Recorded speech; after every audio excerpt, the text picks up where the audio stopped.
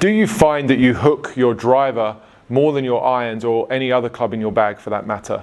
Well, today's video is going to address that topic, giving you some practical tips and advice that you can use next time you're at the driving range or on the golf course to try and straighten out this club and turn it from a current weakness into a strength.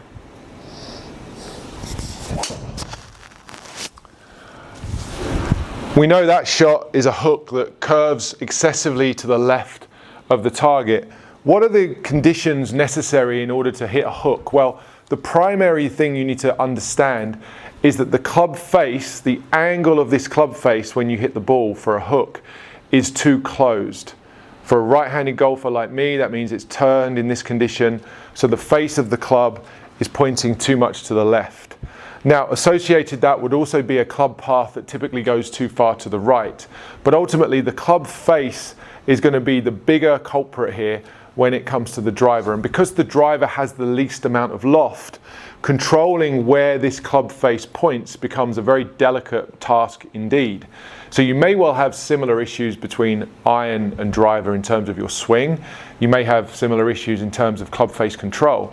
But the club face control necessary with the driver is much greater than any other club, as I say, due to the lack of loft. So it just may mean that the deficiency that you have in the rest of your swing gets amplified and magnified with the driver. If you're suffering with the hook, the first thing I would look at would be your grip. How are you holding the club? Typically, golfers who hook the ball tend to have a much stronger grip, meaning that the lead arm is turned too much to the right, pronated, the forearm is twisted or turned where the palm is down, and that makes the trail arm twisted in the opposite direction. This is called supination, rotated in this fashion where the palm is up. This type of grip, where the lead hand is turned too much to the right and the trail hand is also underneath the grip turned too much to the right, encourages the forearms and the wrists to twist back towards this neutral condition too much, and in doing so, as you can see, affects the club face angle. So check your grip. If you hook the ball, try having both your left and your right hand more turned to the left. So the hands are on the club in a more neutral fashion. For many of you, this will feel very weird, and some of you will not feel like you can hit the ball with it.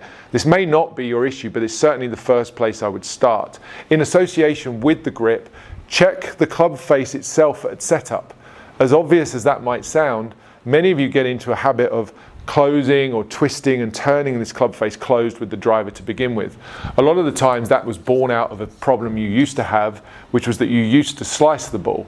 I see so many golfers setting up with the driver with the club face turned and twisted closed at setup, who now hit the ball to the left. They hook the ball because they've fought for so long and worked so hard for so long on getting rid of their slice. They've got rid of their slice now, but now they hook the ball to the left. However, the pain of slicing the ball is so great that they haven't realized yet that they're allowed to open up this club face again back to something neutral. So a couple of key checkpoints there at setup. Check your grip and check that your club face is aligned correctly. But if your setup is neutral and you're not closing the face excessively there and you feel like your grip's not the problem either, the likelihood is that you are closing this club face during the time and space of the swing. The closing of the face is associated with a twisting of the wrist, specifically moving the lead wrist into a condition known as flexion. So bending the wrist in this fashion where the palm of my hand is now facing up towards me. The opposite of that movement would be extension, where the lead wrist moves into this condition where the back of the wrist has an angle, it's slightly cupped, and the palm is now facing down towards the ground. Extension, flexion. And in terms of golf, that means extension, open the club face, flexion, close the club face. The rotation of the wrist about the shaft here like this moves this club face into different conditions. Understanding that is the first point in trying to understand your problem and diagnose and fix it correctly. Your wrist could get the club into the closed condition that you're experiencing at impact in many different parts of the swing.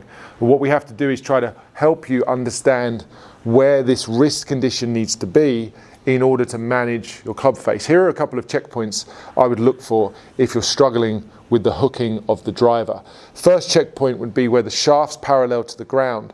Try to make sure when you look back at this club face that the club face itself is more or less straight up and down in that vertical condition.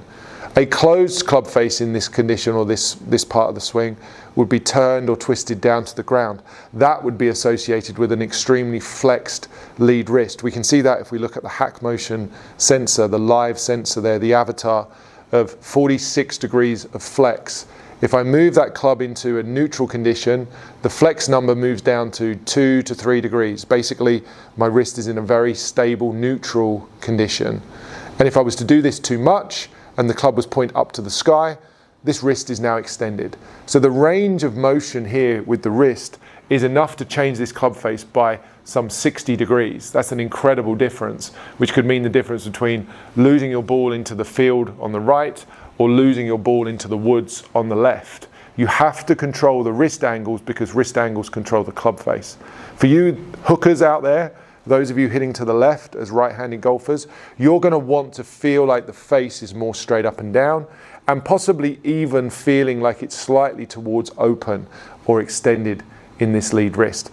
That's going to be a nice little checkpoint for you to use when you go to the driving range. Swing back, stop where the club is halfway back, where the shaft's parallel to the ground.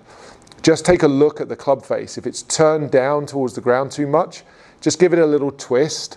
Get a sense of what that feels like here in your hands and your wrists. Go back to the ball, practice it one more time, check it. Club face straight up and down, that's a good checkpoint. Do it one more time. Okay, good. I feel like I've got a nice sense of where that needs to be. Now I can go ahead and hit the ball using this sensation of keeping the face a little bit more open in the takeaway. Certainly felt like I did a better job of controlling the face there. You see how much straighter that ball's flown. Pretty much dead straight, tiny little fade off to the right. Very, very small curve on the ball. I'd be really happy with that if I was to hit that on the golf course. That's very much on the fairway, 240 yards down there. That's a good shot. And I managed my wrist angles there by having a good understanding of what I'm looking for in the takeaway. If you're struggling with hooking your driver more than your irons, take a look at that first checkpoint in your swing and make sure that you're getting the club face into that more neutral condition. Quick question for you. Did you know that 80% of your golf ball's direction comes from the club face angle at impact? And it's your wrists that control that angle. If you want to hit straighter shots and add more distance to your game, then check out the link in the description below. And I just want to take that idea one step further. We've checked halfway back in the backswing. We know where the club face should be and what we should be looking for. But I could get to the top here, and for whatever reason, my wrist could flex excessively again. You look at the left wrist here, you see how bowed or flexed it is. You look at the avatar, you see there's 42, 43 degrees of lead wrist flexion. That club face now, if I kept that condition, has gone right back into this closed face condition. That's not going to work. I'm going to hook the ball from there. So I need to get to the top of my swing and make sure that my lead wrist is as flat as possible. So the lead arm, the forearm, the wrist, and the back of the hand is as flat as possible. Even for those of you who are hooking the ball, which if you're watching this video, you probably are, you could even get to the point where you feel like there's a little bit of extension. Normally I wouldn't prescribe too much of that extension to almost anybody, but the wrist angles are subject to the individual. What you need with your wrist angles really comes down to what the ball's doing. If the ball's hooking, your club face is too closed. If your club face is too closed, your wrist is too flexed. If your wrist is too flexed, you need to move it into a less flexed condition. For some of you, that might just be flat. For others of you with an extreme condition, you may well need, as I say, to feel this slight extension. So just like we did the drill there halfway back in the backswing where we did the little checkpoint here with the club face neutral, straight up and down, I'm going to take that to the top and just take a quick look at my lead wrist and feel like it's in a small amount of extension. I'm just going to feel like there's a tiny little angle in the back of my wrist there. That's going to keep this face much more neutral, even slightly open. And it wouldn't surprise me if I hit this one ever so slightly to the right, because this is a different condition to how I would normally have my wrist. But for you, if you hook, you may feel like a little more extension there in the trail wrist. You can see it there on the screen, 28 degrees. 28 degrees of extension. That's certainly more than I would typically want, but if I'm trying to train out excessively flexed wrist, then a slightly extended one is the way to go. Just as I thought that ball's going to go to the right, I could feel the extra extension that I tried to put in there at the top, which will open the club face. Now, the purpose of showing you that exercise is to show you that you can change your hook very quickly from a hook to a straight shot, even to a slight slice or a curve to the right, if you understand how the wrists move.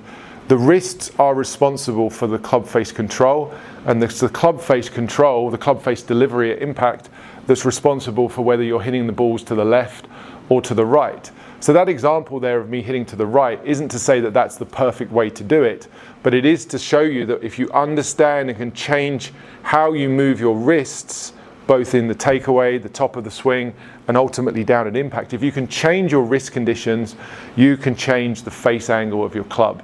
And if you change the face angle of your club, you're going to change the direction that your ball flies. Therefore, use the information in today's video to help you take this club from being extremely closed via a flexed condition, an excessively flexed wrist, to being extremely open via an excessively extended wrist, and find the place in between those two extremes where you're able to manage your wrist conditions, manage the club face, and hit the ball much straighter than you ever have before. Those are some practical tips you can take next time you're at the driving range. If you'd like to learn more about hack motion and some drills you can do to continue training your wrists throughout the time and space of the swing and improving your golf game overall, you can take a look at some more videos down in the description. Just go ahead and click on that link. They'll take you to further videos to train your wrists.